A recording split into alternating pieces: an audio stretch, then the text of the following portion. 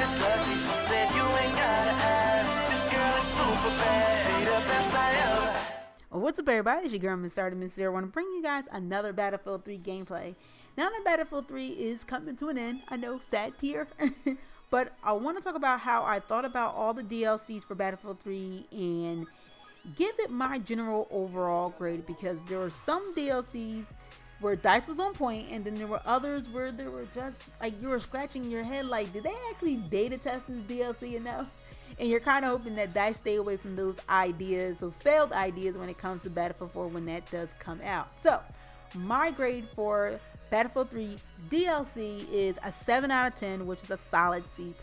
And like I said, there were things DICE got right in a DLC, like Back to Karkin, B2K for short. You know, that is my favorite DLC that tops all of the DLCs in my opinion for Battlefield 3.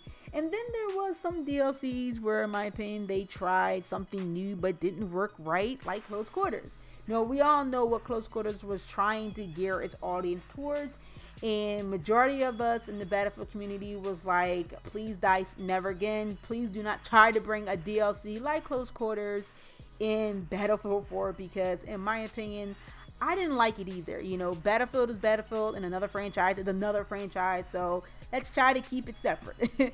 Unlike others, I enjoyed Armor Kill. You know, once DICE got the AC-130 under control or nerfed, I enjoyed Armor Kill a little bit more because, you know, they tried something new, and I think they didn't really, you know, beta test that much of the AC-130 and try, you know, how annoying it was when it first came out. So I'm hoping that DICE learned their lesson and start beta testing the vehicles in the DLCs for Battlefield 4, so it won't feel like offense has all the artillery and, you know, they can win all the matches, and, you know, when you're on defense it kind of does suck. So I'm kind of hoping that DICE learned their lesson from Armor Kill DLC. But, you know, I enjoyed Armor Kill because of tank superiority.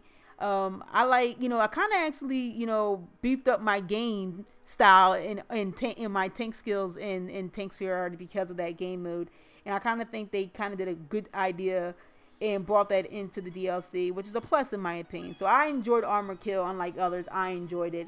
Even with the big huge maps, you know, you kind of get used to it in Battlefield in my opinion. If you're on a PC, it's all happiness, but when you're on a console, it's not that much of a happiness. So I'm hoping that Battlefield 4 DICE kind of bridged a little bit of the gap of how big is a map for the PC and the console, where it kind of gets too boring. But for me, Armor Kill, you know, I liked it. You know, unlike others, I liked it.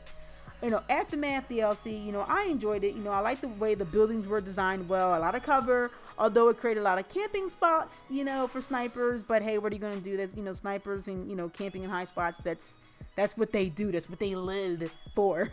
You know, I also thought that the little earthquake tremors in the game, the DLCs, was kind of cool. You know, I thought it was a big distraction at first when I saw the trailer, but it wasn't, and I kind of liked it. And I love scavenger game mode. I thought that was the greatest idea that DICE kind of put into the game. You know, just picking up a gun and just going and just winning the game that way.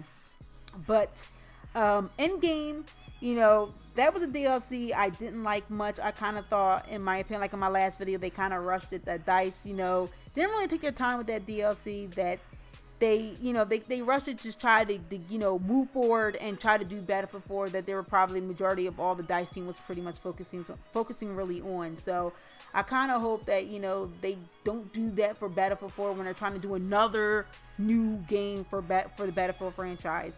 But I think, in my opinion, B2K was the best overall DLC in my opinion, and I kind of hope that DICE follows the formula of what they did for the original maps of Battlefield and also B2K, because those maps were gold and I like those maps, and I kind of hope DICE goes back to those that concept of those maps. Alright guys, tell me what you guys think was your best DLC out of the entire DLC package of Battlefield 3. Alright guys, I will see you guys later.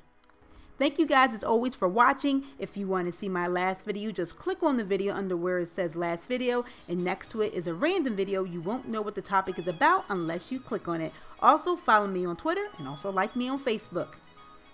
Hell, well, I want it.